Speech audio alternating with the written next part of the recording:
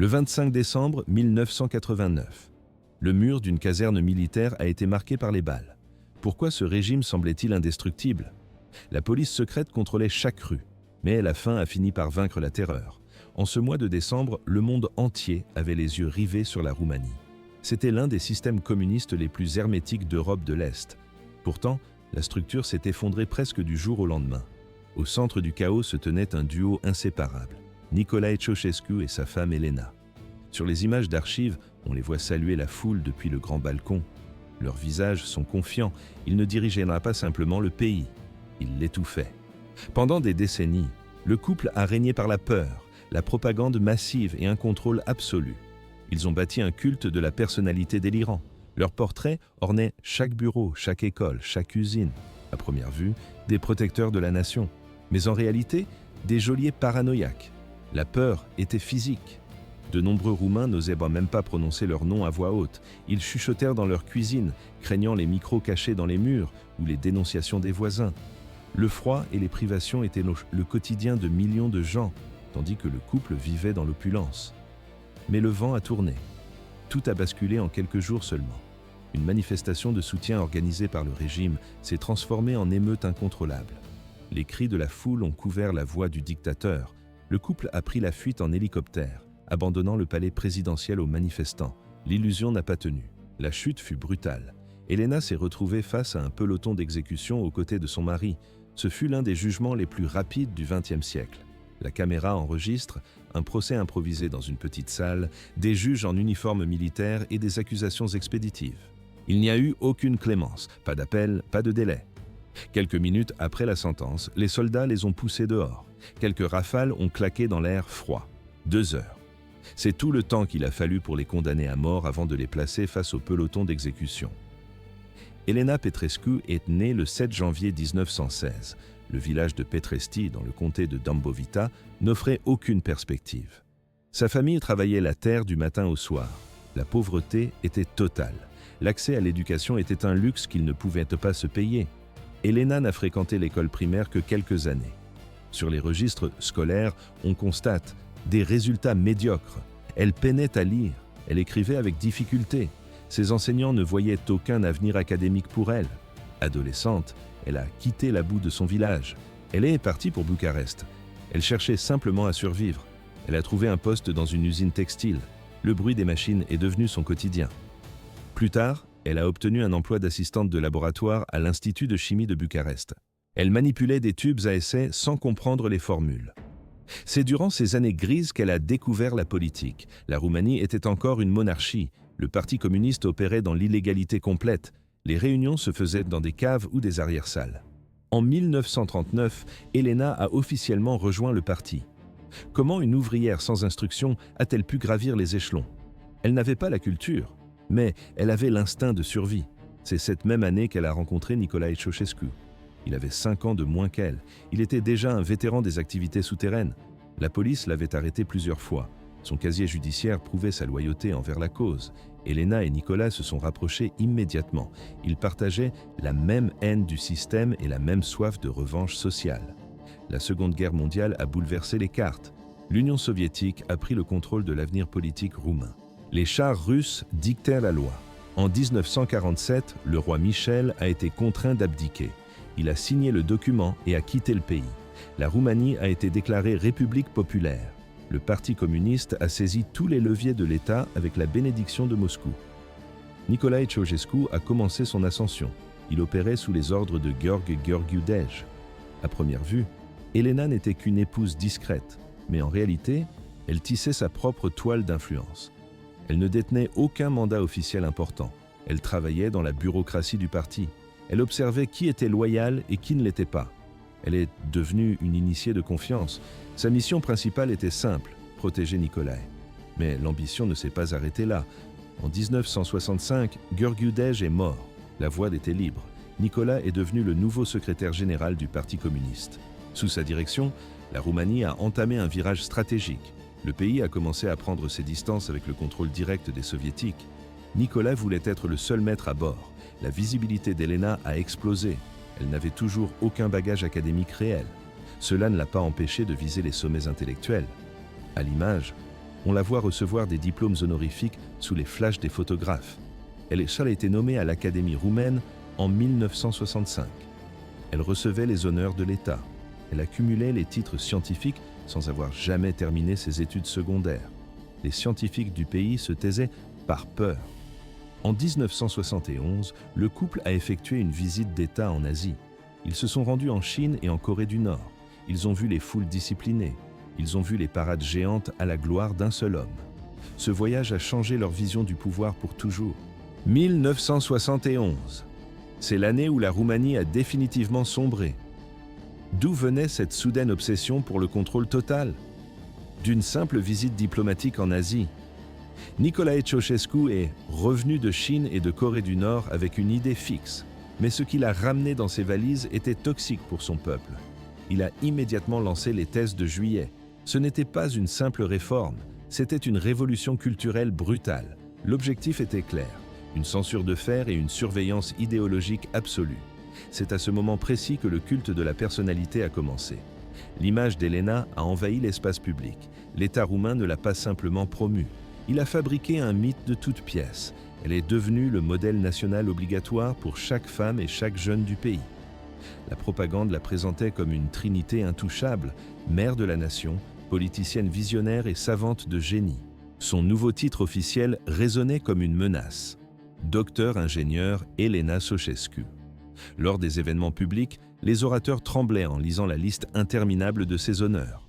Pourtant, son dossier scolaire était vide. Ses contributions à la science étaient nulles. Cela n'a pas empêché sa nomination en 1974 à la tête du Conseil national pour la science et la technologie.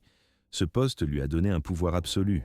Elle contrôlait désormais chaque institut, chaque bourse de recherche, chaque nomination universitaire. À première vue, une reconnaissance académique, mais en réalité, un braquage intellectuel organisé. Les chimistes roumains ont vécu un cauchemar. Ils devaient inclure son nom dans leur bibliographie. Ils devaient lui attribuer la paternité de découverte qu'elle était incapable de comprendre. Refuser signifiait la fin d'une carrière. Elle recevait des diplômes honorifiques de toutes les universités du pays. La diplomatie roumaine faisait pression pour obtenir des distinctions étrangères. Mais l'absurdité ne faisait que commencer. Les médias d'État ont inondé le marché. Des documentaires à sa gloire passaient en boucle à la télévision. Des tonnes de livres louaient de son intelligence supérieure. Sur les images d'archives, on voit les rues de Bucarest. Les portraits d'Elena sont aussi grands que ceux de Nicolae.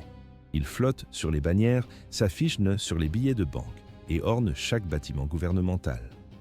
Dans les écoles, les enfants récitaient ses exploits scientifiques comme des versets religieux. Les organisations féminines avaient l'ordre strict de la vénérer. Elle a reçu le titre de héros du travail socialiste.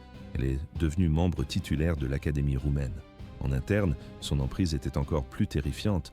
Elena ne se contentait pas de paraître, elle dirigeait. Assise au bureau politique, l'organe suprême du Parti communiste, elle dictait l'agenda de l'État. Elle décidait des plans économiques, elle gérait le personnel, elle imposait la ligne idéologique. Un simple froncement de sourcils de sa part pouvait détruire un haut fonctionnaire. Son tempérament explosif terrorisait le cercle rapproché du pouvoir. Personne n'obtenait une promotion sans son accord explicite. Le fossé avec la réalité est devenu obscène. La caméra nous montre l'intérieur du palais du printemps, des robinets dorés, des mosaïques complexes, des soieries importées. Le couple vivait dans une bulle de luxe absolu. Ils avaient accès à des produits introuvables. Dehors, le peuple luttait pour survivre. La viande avait disparu des étals, le sucre était rationné, le gaz manquait pour chauffer les appartements en hiver. Mais pour les Ceausescu et leurs alliés, les convois de ravitaillement spécial arrivaient chaque jour. Leurs voyages à l'étranger ressemblaient à des expéditions royales. Des réceptions grandioses, des cadeaux hors de prix, une suite de dizaines de gardes du corps et d'assistants. L'illusion de grandeur était maintenue à n'importe quel prix. 11 milliards de dollars. C'était le montant écrasant de la dette étrangère roumaine en 1981. Pourquoi imposer une telle souffrance à tout un pays? L'économie était déjà à genoux. Mais Nicolae Ceausescu avait une obsession, rembourser chaque centime aux créanciers étrangers. Et vite! Elena Ceausescu soutenait aveuglément cette logique. Le couple a donc lancé un programme d'austérité brutale. Ce n'était pas une simple réduction budgétaire, c'était un siphonnage complet des ressources vitales. Les importations de nourriture ont cessé, le carburant a disparu des stations, les médicaments sont devenus introuvables. La production industrielle passait avant la survie humaine. Elena s'impliquait personnellement dans la gestion. Elle donnait des ordres techniques sans rien comprendre à l'ingénierie. Une décision absurde devenait une loi indiscutable. La productivité réelle chutait en flèche. Mais la propagande affichait des chiffres records. En 1982, le pays a sombré dans l'obscurité. L'électricité était rationnée avec une rigueur militaire. Les coupures n'étaient plus des incidents, mais une routine quotidienne. L'eau chaude ne coulait qu'une fois par semaine dans les zones urbaines. Et parfois, pas du tout. Mais ce n'était que le début de la descente. L'hiver est arrivé. À l'intérieur des appartements, le thermomètre descendait en dessous de zéro. Le chauffage central était coupé. Les familles dormaient tout habillées pour ne pas mourir de froid. À première vue, des immeubles modernes, mais en réalité, des blocs de glace habités. Le système de santé s'est effondré, à l'image des hôpitaux vides de tout matériel. Les cliniques rurales n'avaient plus de médecins, les pharmacies n'avaient plus de stock. Une simple infection pouvait devenir fatale faute d'antibiotiques. La faim est devenue la norme. Le gouvernement a imposé des tickets de rationnement stricts. Le pain, la viande, le lait. Tout était limité. Les images d'archives montrent des files d'attente interminables. Les citoyens se levaient avant l'aube. Ils attendaient des heures dans le froid. Souvent, ils arrivaient devant des étagères vides. La pénurie était totale. À Bucarest, le gaz était coupé si souvent que les habitants utilisèrent des réchauds électriques. Cela surchargeait le réseau déjà fragile. Les plombs sautaient, le noir revenait. L'erreur était interdite. Elena poussait pour une autosuffisance totale. Agriculture, industrie pharmaceutique, tout devait être produit localement. Mais les infrastructures ne suivaient pas. Elle contrôlait le Conseil national pour la science et la technologie. Elle l'utilisait comme une arme. Elle fixait des quotas de production irréalistes. Les scientifiques et les directeurs d'usines vivaient dans la terreur. Rater un objectif signifiait une humiliation publique, une rétrogradation ou la prison. Pendant ce temps, le contraste était saisissant. On voit sur les bandes officielles, le couple Ceausescu voyage en jet privé. Ils visitent la Chine, l'Iran, la Corée du Nord. Ils sont accueillis avec des fleurs et des fanfares. Ils profitent de banquets luxueux. Ces voyages d'État coûtaient des fortunes en argent public. Le couple présidentiel vivait dans l'opulence, totalement déconnecté de la réalité. Leurs citoyens luttaient simplement pour survivre jusqu'au lendemain. 11 000 officiers, un demi-million d'informateurs. C'était la réalité du réseau de la Securitate au milieu des années 80. Pendant que les citoyens roumains luttaient pour survivre, la police secrète étendait son emprise. Pourquoi ce silence de plomb ? Parce que la peur s'était infiltrée partout, mais la surveillance dépassait la simple peur. C'était un système industriel. Les agents surveillaient les usines. Ils écoutaient dans les quartiers. Ils plaçaient des micros jusque dans les chambres à coucher. Sur l'écran, on voit des passants qui baissent la tête et chuchotent. Exprimer un mécontentement devenait un acte suicidaire. Une critique, même dans une conversation privée, menait directement en salle d'interrogatoire. Les menaces pleuvaient. La prison attendait les imprudents. Les journalistes étrangers étaient bloqués aux frontières ou suivis à la trace. Mais l'information trouvait toujours une fissure. Les familles prenaient des risques immenses. La nuit, volets fermés, ils allumaient de vieux postes de radio. Le volume était au minimum. Ils collèrent leur oreille au haut-parleur pour écouter Radio Free Europe. On entend le grésillement des ondes radio brouillées. Ces stations occidentales racontaient la souffrance roumaine. Les organisations internationales de droits de l'homme publiaient des rapports accablants. Le régime balayait tout. Pour le pouvoir, ce n'était que des mensonges de l'Ouest. L'année 1986 a marqué un tournant. Elena Ceausescu a verrouillé sa position au sommet. Elle a été réélue au comité politique exécutif. Elle a pris le contrôle total de la recherche scientifique et de l'éducation nationale.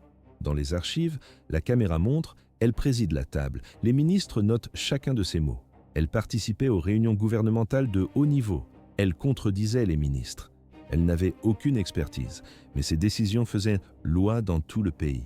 La Roumanie s'isolait de l'Ouest et même du bloc de l'Est. Elena a réagi par la paranoïa. Elle a doublé le contrôle interne. La situation s'est encore durcie. Elle a resserré son étau sur les écoles. L'idéologie a remplacé la pédagogie. À première vue, une leçon de mathématiques. Mais en réalité, un outil d'endoctrinement. Les manuels scolaires ont été réécrits.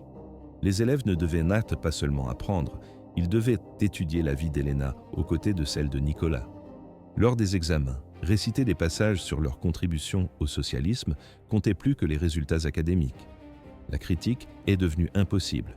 Les fonctionnaires tièdes étaient limogés. Les universitaires dissidents étaient réduits au silence ou remplacés par des loyalistes incompétents. Les dramaturges et les artistes subissaient une censure brutale. Si l'œuvre ne glorifiait pas le régime, elle n'existait pas. Héléna a ordonné la fabrication de sa propre légende. Des équipes d'écrivains fantômes travaillaient jour et nuit. Ils rédigeaient des biographies, des articles de recherche et des discours à sa gloire. On voit à l'image des piles de livres sortant de l'imprimerie. Des maisons d'édition entières étaient réquisitionnées. Les livres signés de son nom inondèrent le marché. On les traduisait en plusieurs langues pour soigner son image mondiale. Ses ouvrages étaient offerts lors des visites diplomatiques. Il trônait dans les conférences internationales comme preuve de son génie. Pendant ce temps, la direction ignorait les signaux d'alarme.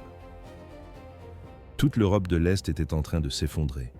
Pourquoi la Roumanie restait-elle immobile face à l'histoire? Le monde entier changeait. Mais Bucarest avait décidé d'ignorer la réalité. En 1988, la carte politique se redessinait. La Hongrie ouvrait officiellement le débat sur la réforme. En Pologne, le syndicat Solidarnosc ne reculait plus. Il gagnait du terrain chaque jour. En Allemagne de l'Est, la pression populaire devenait insoutenable. Même Moscou avait changé de camp. Mikhaïl Gorbatchev poussait ses pions, la glasnost et la perestroïka, l'ouverture et la réforme. Mais en Roumanie, rien ne bougeait. Héléna et Nicolae Ceausescu ont observé ces mutations avec horreur. Ils ont vu ces réformes comme des menaces directes contre leur pouvoir personnel. Ils ont durci le ton. La Roumanie devait rester une forteresse indépendante. Ils ont choisi de s'isoler encore davantage. Les médias sont devenus des armes de guerre. La télévision et les journaux crachaient des discours violents contre les idées venues de l'Ouest. Ils mettaient en garde contre les influences subversives. Les Roumains n'avaient plus accès à la vérité. Les frontières de l'information étaient closes. On les gavait de récits validés par l'État. À l'image, des foules applaudissant le couple présenté comme les gardiens de la nation, à première vue, un soutien inconditionnel. Mais en réalité, une mise en scène orchestrée par la peur. L'humeur publique s'assombrissait de jour en jour. La vie quotidienne était un combat. Il n'y avait pas seulement la faim. Il y avait le froid dans les appartements et le regard constant de la police secrète. La surveillance était totale, mais le silence n'allait pas durer. Sur les bureaux du pouvoir, les rapports internes s'accumulaient. Ils décrivaient une colère montante. Des signaux d'alarme rouge clignotaient partout. Mais Héléna a refusé de regarder les documents. Elle a nié la gravité de la situation. Elle considérait la moindre critique comme un acte de haute trahison. Elle exigeait une soumission absolue, du ministre au simple ouvrier. Les taux se resserraient. Le pays était désormais un paria diplomatique. L'économie ne fonctionnait plus. Même les membres les plus loyaux du parti commençaient à trembler pour leur avenir. La tension était palpable dans les couloirs du palais. Pourtant, Héléna restait persuadée que leur contrôle était total. Sur les bandes d'archives, on la voit assister aux événements publics. Elle est encerclée par des militaires gradés et l'élite du régime. Elle sourit, confiante. Elle croyait que le système qu'ils avaient bâti ne pourrait jamais s'écrouler. L'aveuglement était complet. Le 15 décembre 89 marque le point de rupture. Pourquoi une simple expulsion a-t-elle tout déclenché? C'était une procédure administrative mineure. Mais la colère accumulée cherchait une sortie. Loin des cérémonies mises en scène et des journaux télévisés truqués, la population étouffait. Quelque chose devait céder. À Timișoara, les autorités ont envoyé la police pour expulser le pasteur Laszlo Tokes. Il critiquait le régime. C'était son unique crime. Sa congrégation a refusé de le laisser partir. À l'image, des hommes et des femmes forment un bouclier humain devant sa porte. Les habitants du quartier les ont rejoints. Ce n'était plus seulement pour protéger un homme d'église, c'était pour hurler leur haine des politiques du régime. La foule a gonflé à une vitesse alarmante. En 48 heures, une manifestation locale est devenue une révolte urbaine totale. Mais la dictature a répondu par la force brute. Le 17 décembre, l'armée et la Securitate ont reçu l'ordre fatal. Ils ont tiré à balles réelles sur des civils désarmés. 60 morts en une seule journée à Timișoara. Des centaines de blessés gisaient au sol ou étaient traînés vers les prisons. On entend les sirènes et les cris déchirer la nuit. Le régime a immédiatement tenté d'effacer les preuves. Les corps ont été chargés dans des camions banalisés. Ils ont été transportés secrètement vers des fosses communes pour y être enterrés à la hâte. À première vue, une répression réussie. Mais en réalité, l'erreur fatale du pouvoir.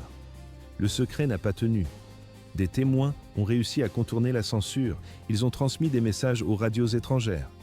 La vérité sur le massacre a traversé les frontières. Les protestations ont repris le 18 décembre.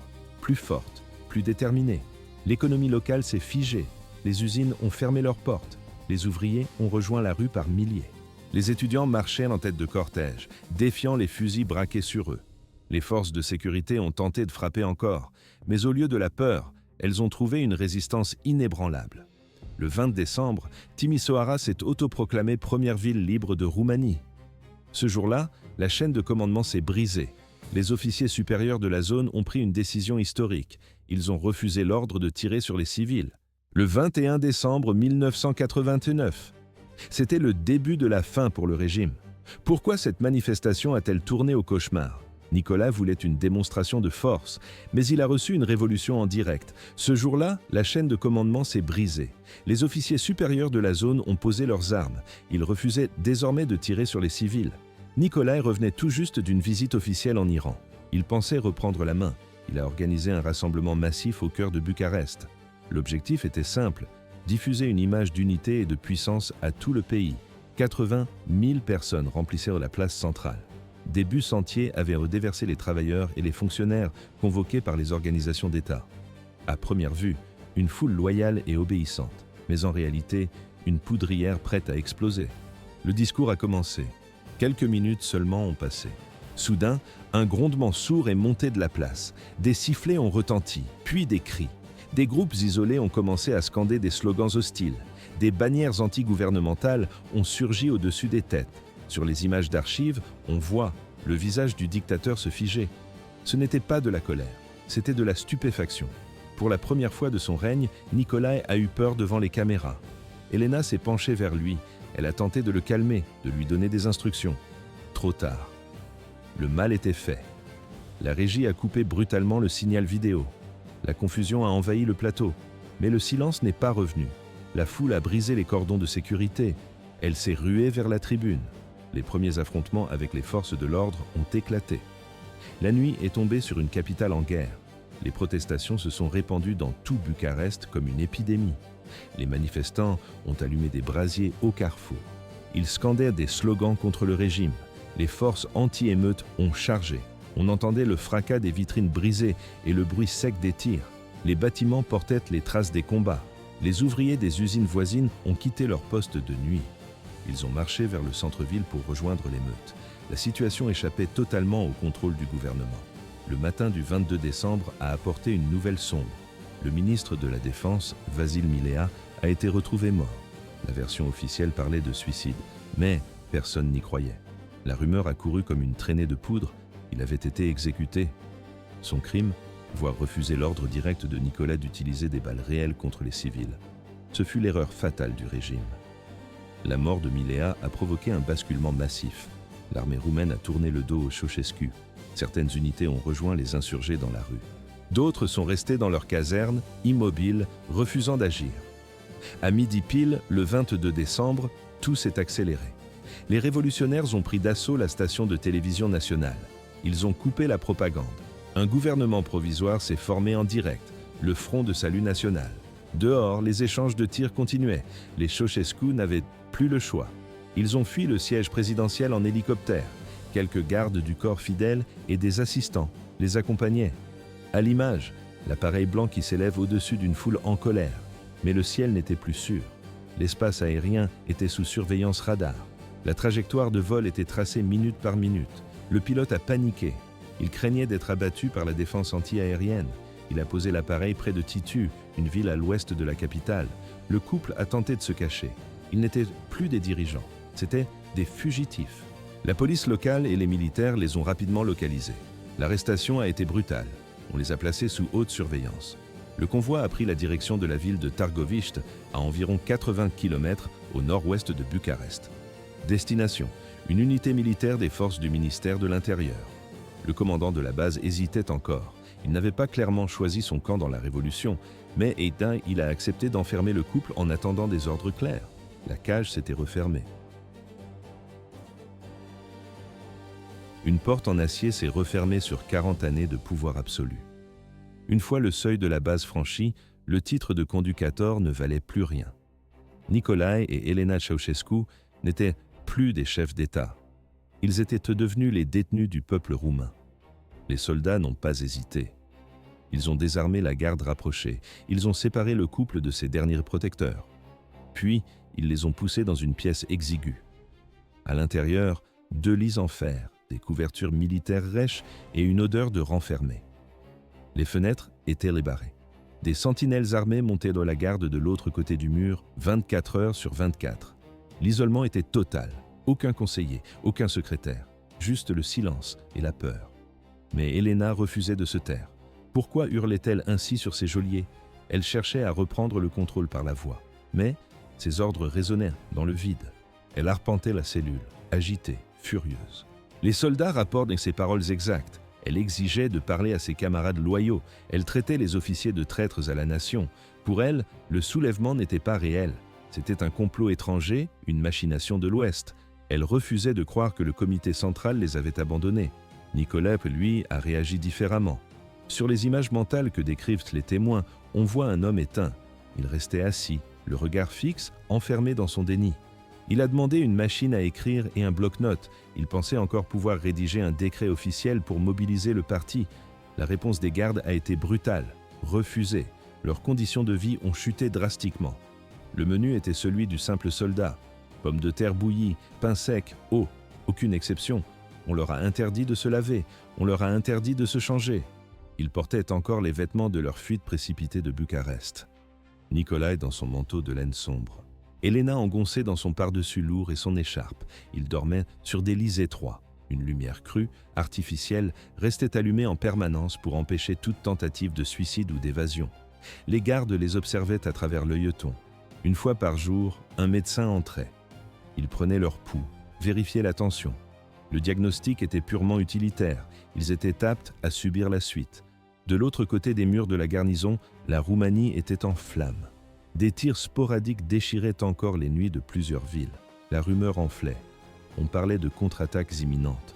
On disait que les unités d'élite de la Securitat, ces forces spéciales fanatisées, n'avaient pas rendu les armes. Elles marchaient peut-être déjà vers Târgoviște pour libérer le couple. Le Front de Salut National, dirigé par Ion Iliescu, était sous pression maximale. Ces anciens communistes, qui venaient de rompre avec le dictateur, jouaient leur propre survie. La foule dans la rue ne voulait pas de négociation. Elle exigeait une justice immédiate. Le sang appelait le sang. À première vue, les Ceausescu étaient neutralisés, mais en réalité, ils restaient une menace mortelle tant qu'ils respiraient. La peur grandissait au sein du commandement de la garnison. Si les terroristes fidèles au régime attaquaient d'où la base, les soldats changeraient-ils de camp? La simple existence de Nicolae alimentait l'espoir d'un retour politique. La confusion régnait. Qui donnait les ordres? Qui contrôlait l'armée? La situation ne pouvait plus durer. Le soir du 24 décembre, l'incertitude a pris fin. À Bucarest, après des heures de discussion à huis clos dans une atmosphère saturée de fumée de cigarettes, la nouvelle direction a tranché. Pas d'exil, pas de prison à vie. Le verdict politique est tombé comme un couperet. Nicolae et Elena Ceausescu seraient jugés dès le lendemain matin par un tribunal militaire exceptionnel. Le processus serait expéditif. Il n'y aurait aucun avocat pour les défendre réellement. Il n'y aurait aucune procédure d'appel. Le sort du couple était scellé avant même l'ouverture de l'audience. 25 décembre 1989. Ce n'était pas un jour de fête, mais un jour de règlement de compte. Pourquoi ce procès a-t-il été expédié en moins de 2 heures? La justice exige normalement du temps et des preuves. Mais la peur du retournement de situation était plus forte que le code pénal. Au petit matin, un véhicule blindé s'est immobilisé dans la cour de la base militaire de Târgoviște. Les portes lourdes se sont ouvertes. Nicolae et Elena Ceausescu en sont sortis, encadrés par des soldats nerveux. Ils ont été conduits dans une petite salle aux murs jaunis.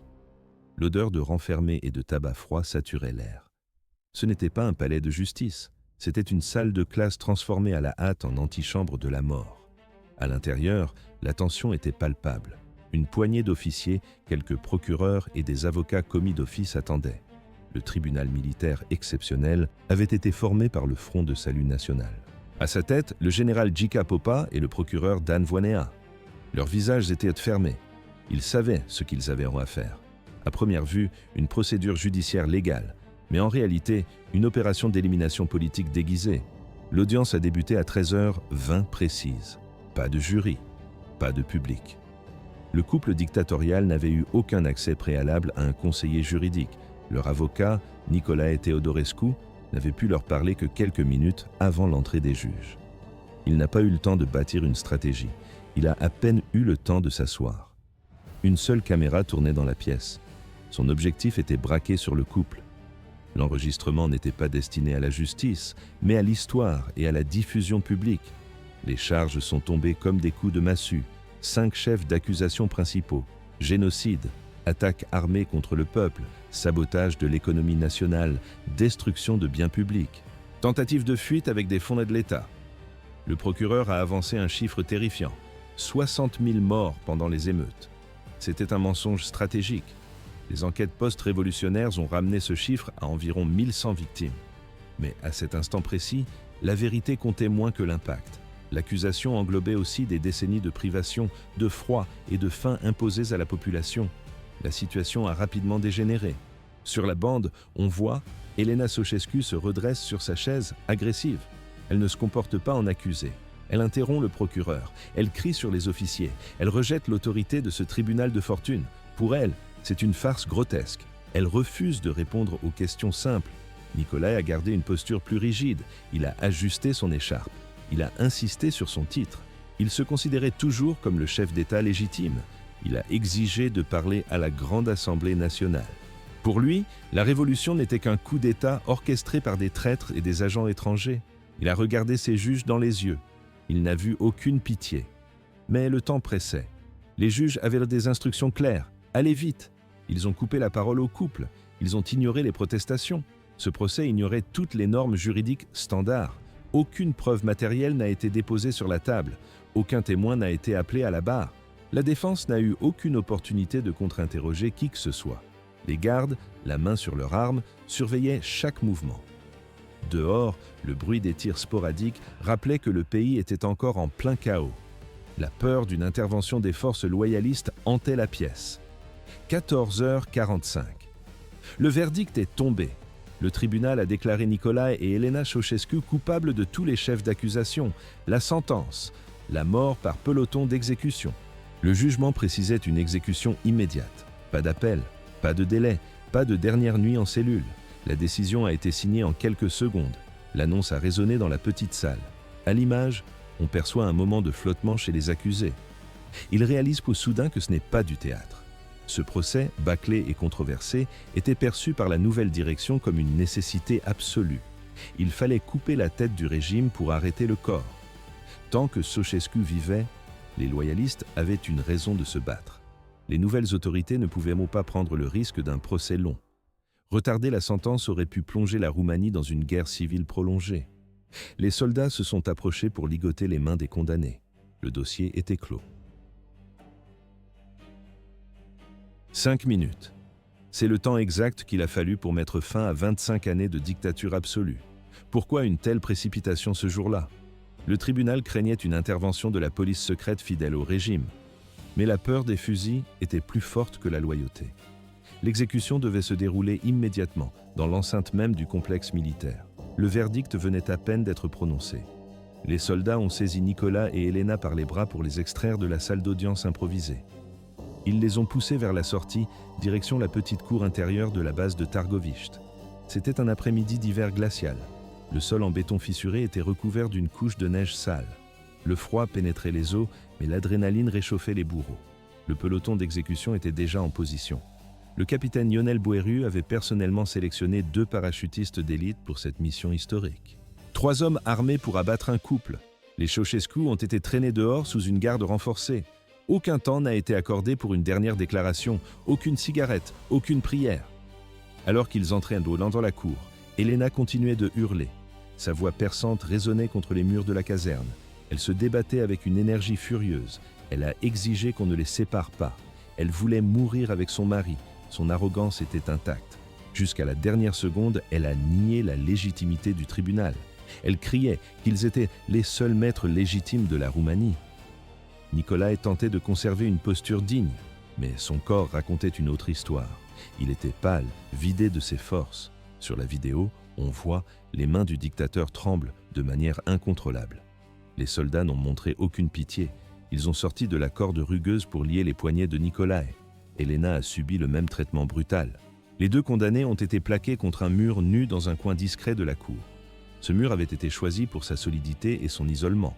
Pas d'estrade officielle, pas de décorum, juste des briques froides. À première vue, un couple de retraités effrayés, mais en réalité, les tyrans les plus sanguinaires d'Europe de l'Est. L'ordre de tir a été donné sans hésitation. Les parachutistes ont levé leurs fusils d'assaut. Il n'y avait plus de retour en arrière. Une longue rafale a déchiré le silence de l'après-midi. Des dizaines de balles ont percuté les corps à une vitesse supersonique. La violence de l'impact a soulevé Nicolas et Elena du sol. La fumée de la poudre s'est mêlée à la poussière de briques soulevées par les projectiles. Selon les rapports balistiques, la mort a été quasi instantanée. Les médecins militaires se sont approchés quelques secondes plus tard pour constater officiellement les décès.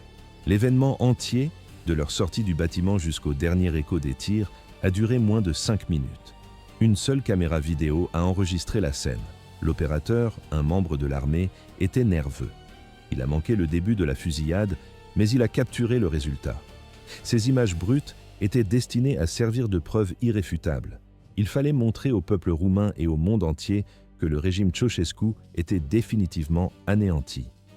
Quelques jours plus tard, la télévision nationale a diffusé des extraits de cette exécution. Pour des millions de Roumains, ce fut un choc visuel. Ils voyaient enfin de leurs propres yeux que le cauchemar était terminé. Les cadavres ont été placés dans des cercueils de bois brut sans doublure. Un hélicoptère les a transportés vers Bucarest. On les a enterrés à la hâte dans le cimetière militaire de Ghencea. Au début, les tombes sont restées anonymes. Les autorités voulaient éviter tout pèlerinage de loyalistes fanatiques. Plus tard, de simples croix ont été ajoutées. Cette exécution marquait la fin brutale du communisme en Roumanie. Le pays s'est engagé sur la voie difficile de la démocratie, mais l'héritage des Ceausescu a laissé des plaies ouvertes. Elena, en particulier, est devenue le symbole absolu de la cruauté et de l'incompétence. Son ascension vers le pouvoir suprême, malgré son absence totale d'éducation, a laissé un goût amer à toute une nation. Au fil des années, les théories du complot se sont multipliées. Certains affirmaient que le procès avait été bâclé. D'autres soutenaient que c'était la seule solution pour éviter une guerre civile. Mais la majorité des Roumains s'accordait sur un point. L'ère de la terreur devait finir dans le sang. Le nom d'Elena reste encore aujourd'hui un sujet brûlant. Les institutions qui portaient de son nom ont été rebaptisées. Ses travaux universitaires ont été exposés comme des fraudes grossières. Ses médailles ont été retirées à titre posthume. Dans les années 2000, l'attention publique s'est à nouveau portée sur les tombes du couple. En 2010, à la demande des membres restants de la famille, les restes ont été exhumés. Il fallait une certitude absolue. Les experts ont procédé à des tests ADN sur les ossements. Les résultats du laboratoire ont confirmé l'identité des corps. Ceux qui reposaient à Ghencea étaient bien Nicolas et Elena.